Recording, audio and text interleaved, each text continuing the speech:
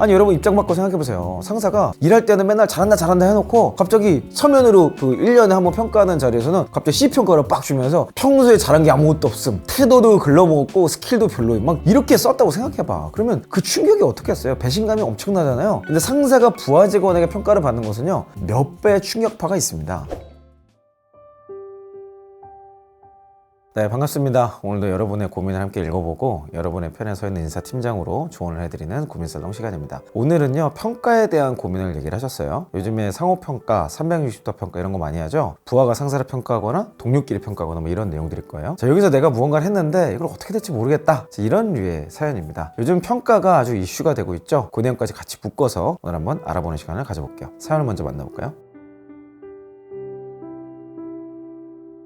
안녕하세요. 평소에 퇴사한 이형 채널의 영상들 통해서 많이 도움받고 있는 약 5년 정도 직장생활하고 있는 직장인입니다. 얼마 전 회사에서 작년 업무에 관한 인사평가 결과 발표가 있었습니다. 그 중에는 하급자가 상급자를 평가하는 상향평가 내용도 있었는데, 문제는 그 내용을 누가 썼는지 상급자가 유추가 가능한 상황이라는 겁니다. 상향평가는 익명으로 진행됐지만 이름만 가리고 상급자 본인에 대한 평가 내용 전체를 열람할 수 있게 돼서 문체나 여러 가지 정황으로 누가 그 내용을 썼는지 충분히 알 수 있는 상황입니다. 저는 제가 생각하는 팀장님에 대한 장점, 단점을 가감없이 적었고, 팀장님이 보기엔 분명히 기분이 나쁜 부분도 있을 것 같습니다. 제가 있는 팀은 인원이 많지 않아서 저희 팀장님도 제가 쓴 평가 내용과 그걸 누가 썼는지도 알고 있을 것 같은데, 이것에 대해서 업무상의 불이익이나 다음 인사평가에서 부당한 평가를 받지는 않을까 걱정이 됩니다. 이런 상황에서 제가 어떻게 하는 게 좋을까요? 이 형님의 조언 부탁드립니다. 자, 평가가 정말 이슈입니다. 왜 지금 갑자기 평가가 이슈가 될까요? 두 가지 이유가 있는 것 같아요. 하나는 연봉 재계약 시즌이기 때문에 그렇고요. 이 모든 것들이 평가를 기준으로 진행이 되게 되겠죠. 성과급 지급에 대한 내용 역시 평가를 기준으로 진행이 됩니다. 그리고 최근에 경기가 안 좋아지면서 구조조정이 된다거나 권고사직 같은 활동들이 많아지고 있죠. 그 과정에서도 평가를 기준으로 진행이 되기 때문에 사실 인사의 근본이 뭘까? 인사의 기초가 뭘까? 라고 말한다면 저는 평가라고 한 단어로 정리하고 싶어요. 그만큼 이 평가는 굉장히 중요하고, 시간이 지날수록 어떻게 하는 것이 공정한 평가일 것이냐 라는 것들을 계속해서 고민하는 연구와 시도들이 진행되고 있습니다. 오늘 사연에서 만나볼 수 있는 상향평가도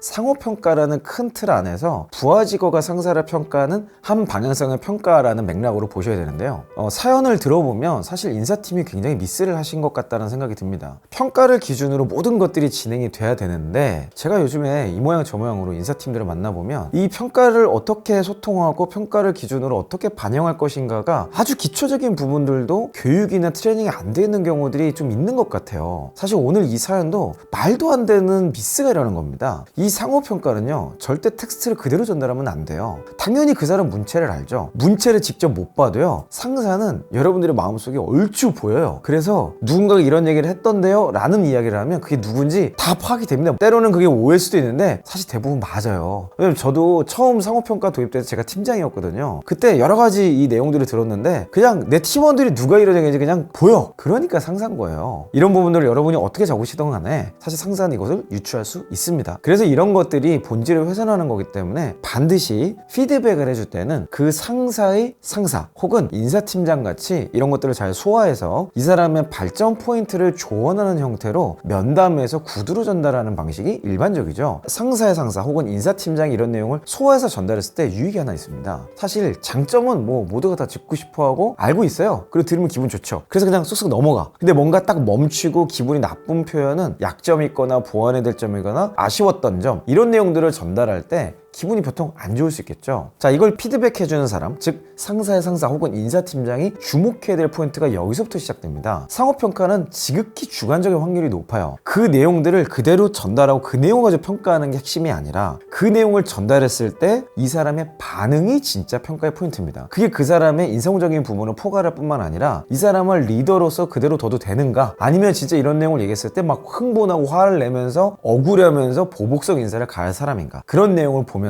이 사람을 다음 레벨로 올려야 될지 현재 레벨에서 끌어내려야 될지 평가할 수 있는 정말 중요한 지표가 되어줄 거예요. 사실 이런 것들은 숫자나 일의 결과물에서 보여지는 게 아니라 그 사람의 관점과 태도에서 나타나는 거기 때문에 면담을 통해서만 확인할 수 있는 포인트라고 말씀드릴 수 있습니다. 정확하게 전달하고자 텍스트로 전달하면요, 이건 당연히 보복성 인사가 들어갈 수밖에 없는 구조죠. 최근에 토스가 이 평가 때문에 굉장한 이슈가 있었죠. 권고사직을 상호평가를 기준으로 했다. 사실 이 상호평가라는 것은 장단점이 있습니다. 이 평가 방식은 굉장히 주관적인 거예요. 이거를 객관화시킬 수도 있습니다. 뭐 점수화를 매긴다든지 어떤 성과를 수치화해서 그 내용에 대한 기여도를 평가를 한다든지 뭐 이런 쪽의 내용들은 있을 수 있겠죠. 근데 그러려면 반드시 전제 조건처럼 있어야 되는 게 정확한 목표가 배정이 되었는가, 이 전제 조건이 해결이 돼야 돼요. 근데 대부분의 회사들이 이거 잡기가 쉽지가 않거든요. 주관적인 평가들의 합을 마치 그 사람의 평가인 것처럼 얘기를 하는 거예요. 물론 그것 자체가 잘못됐다고만 말할 수는 없지만 분명히 오류가 있을 수 있는 여지가 굉장히 많습니다. 어떤 팀장님이 좋은 성과를 냈어요. 근데 그 과정에서 내가 추구하는 방식이나 커뮤니케이션 스타일이 뭐 좀 불도저 같을 수도 있고 뭐 좀 터프할 수도 있는 거잖아요. 그러면 그 일을 함께 했던 사람들은 그냥 기분 나빠. 아니 그래서 모두가 다 상호평가를 안 좋게 해주면 그 사람은 뭐 잘못된 사람인가요? 아니에요. 성과가 났으면 그 방식의 일부 보완이 있어야 될지 모르겠지만 그 사람이 일하는 방식이나 평가는 보정을 받아야 되는 겁니다. 상호평가는 대부분 감정에 의해서 진행되는 경우가 많죠. 성숙한 사람들끼리 상호평가를 한다면 굉장히 객관성이 있을 거예요. 하지만 제가 정말 많은 상호평가를 기획해보고 실행해보고 피드백해보고 분석해본 결과는 대부분의 상호평가 내용은 신뢰할 수 있는 수준이 그리 높지 않다는 거예요.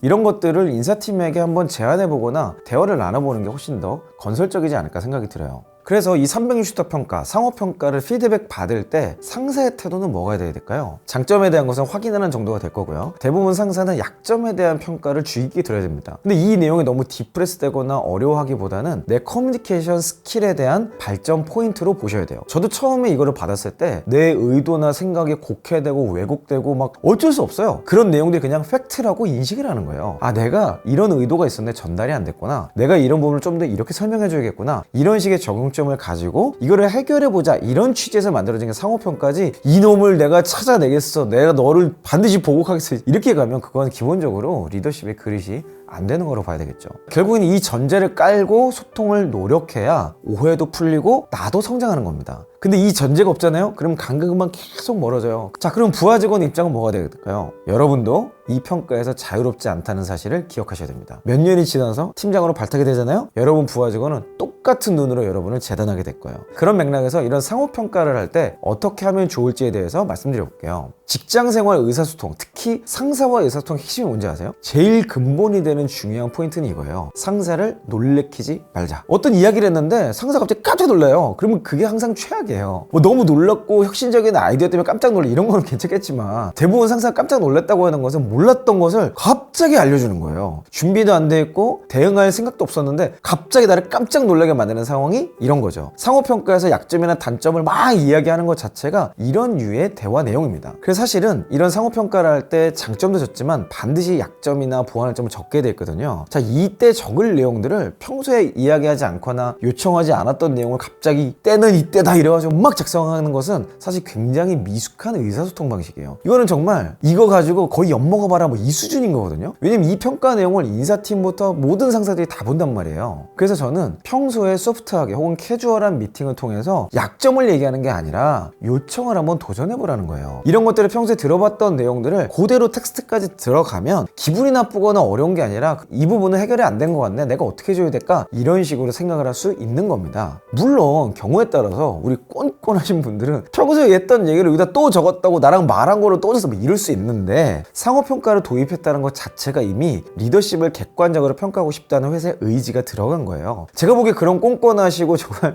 꼰월드의 꼰력 만렙이신 분들은 머지않아서 그 자리에서 내려오게 되시지 않을까. 그러니까 너무 여러분들이 그것 때문에 스트레스 받고 인사장에 불이익을 먹을까봐 고민하시기보다는 그냥 투명하고 솔직한 의사소통을 시도하는 연습을 하는 게 맞지 않을까 생각이 듭니다. 아니 여러분 입장 바꿔 생각해보세요. 상사가 일할 때는 맨날 잘한다 잘한다 해놓고 갑자기 서면으로 그 1년에 한번 평가하는 자리에서는 갑자기 C평가를 빡 주면서 평소에 잘한 게 아무것도 없음, 태도도 글러먹었고 스킬도 별로임, 막 이렇게 썼다고 생각해봐. 그러면 그 충격이 어떻겠어요? 배신감이 엄청나잖아요. 근데 상사가 부하 직원에게 평가를 받는 것은요 몇 배의 충격파가 있습니다. 그 생리를 이해하시고 작성하시면 좋을 것 같아요. 그래서 이런 걸 쓸 때는요 좋은 점만 쓰라는 건 절대 아닙니다. 발전적인 부분, 보완해야 될 점들도 당연히 적어야 돼요. 다만 평소에 이야기했던 내용들을 조금 더 디테일하게 적는 것, 혹은 평소에 이야기했던 내용들을 요약해서 적는 것과 한 번도 언급되거나 내 니즈를 얘기해 본 적도 없던 내용이 갑자기 서면으로 전달되는 것은 전혀 다른 이슈라는 거죠. 그래서 저는 이런 것들을 적을 때 비율을 이렇게 정해드리고 싶어요. 잘한 점, 좋은 점, 강점 이런 거는 70, 그리고 보완할 점, 아쉬운 점 이런 거는 30 정도. 어떤 분은 장점은 한두 줄 적고 막 보완할 거는 막 이 한 땅바닥을 쓰는 거야. 무슨 레포트 쓰듯이. 이런 거 당연히 내용을 떠나서 거기서 전달되는 감정이 있는 거예요. 텍스트를 보면 그 문체에서 그게 느껴지거든요. 어떤 형태가 돼도 꼭 상사에 대한 평가가 아니더라도 동료나 상호평가를 할 때는 장점 70, 아쉬운 점 30 정도로 비중을 맞추시면 어떨까 생각이 듭니다. 자, 여기서 되게 중요한 포인트가 하나 있는데요. 제가 이렇게 적으라는 거를 어떤 분들은 예스맨이 되라는 거냐 뭐 이렇게 기분 나쁘게 생각할 수 있는데, 상호평가라는 거의 존재 자체가 격려하고 발전시키고 약간의 교정을 하기 위해서 만들어진 거예요. 그 본질 자체가 그래요. 왜냐면요, 어차피 약점은 해결되지 않아요. 내가 치명적인 약점이 있잖아요. 그냥 그 약점이 있다는 걸 알고 움직여야 돼요. 그 약점을 내 계획 속에 집어넣고 강점을 어떻게 할 거냐로 가야지, 약점을 해결하다고 맨날 부딪혀봤자